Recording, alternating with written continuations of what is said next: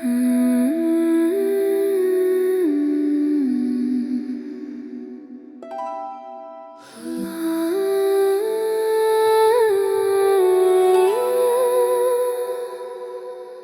the Ammonite went up and besieged Jabesh Gilead, and all the men of Jabesh said to him, "Make a treaty with us, and we will be subject to you." I will make a treaty with you only on the condition that I gouge out the right seer of every one of you, and so bring disgrace on all Israel. Give us 7 days so we can send messengers throughout Israel. If no one comes to rescue us, we will surrender to you. When the messengers came to Gibeah of Saul and reported these terms to the people, they all wept aloud. Just then Saul was returning from the fields behind his oxen, and he asked, What is wrong with everyone? Why are they weeping? Then they repeated to him what the men of Jabesh had said. When Saul heard their words, the Spirit of God came powerfully upon him, and he burned with anger. He took a pair of oxen, cut them into pieces, and sent the pieces by messengers throughout Israel, proclaiming, This is what will be done to the oxen of anyone who does not follow Saul and Samuel. Then the terror of the Lord fell on the people, and they came out together as one. When Saul mustered them at Bezek, the men of Israel numbered 300,000, and those of Judah 30,000. They told the messengers who had come, Say to the men of Jabesh Gilead, By the time the sun is hot tomorrow, you will be rescued. When the messengers went and reported this to the men of Jabesh, they were elated. They said to the Ammonites, Tomorrow we will surrender to you, and you can do to us whatever you like.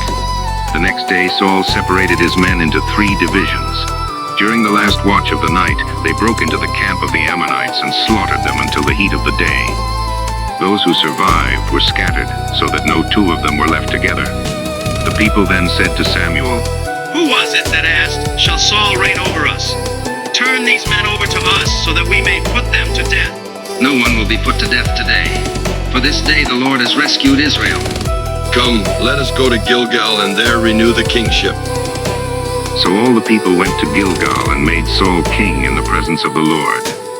There they sacrificed fellowship offerings before the Lord, and Saul and all the Israelites held a great celebration.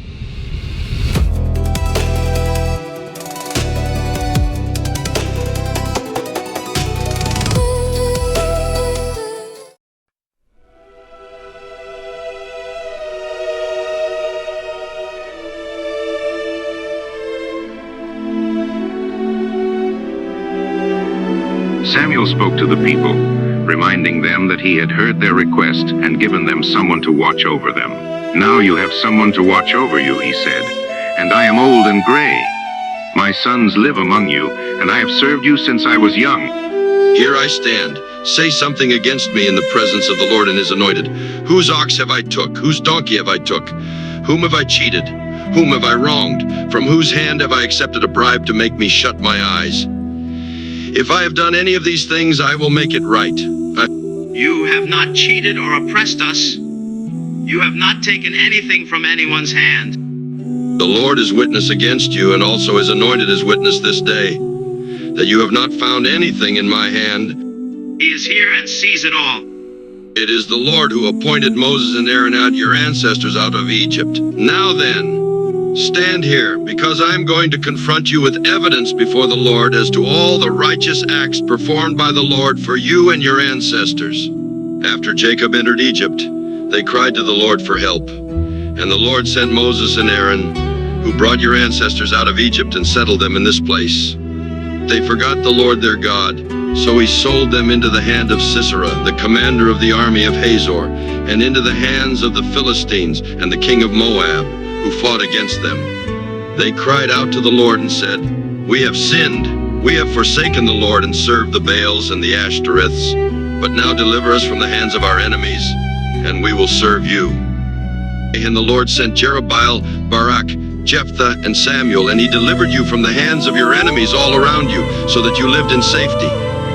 But when you saw that Nahash, king of the Ammonites, was moving against you, you said to me, No, we want a king to rule over us, even though the Lord your God was your king.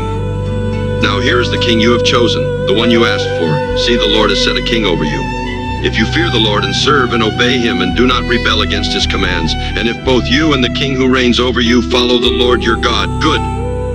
But if you do not obey the Lord, and if you rebel against his commands, his hand will be against you, as it was against your ancestors. And now then, stand still and see this great thing the Lord is about to do before your eyes.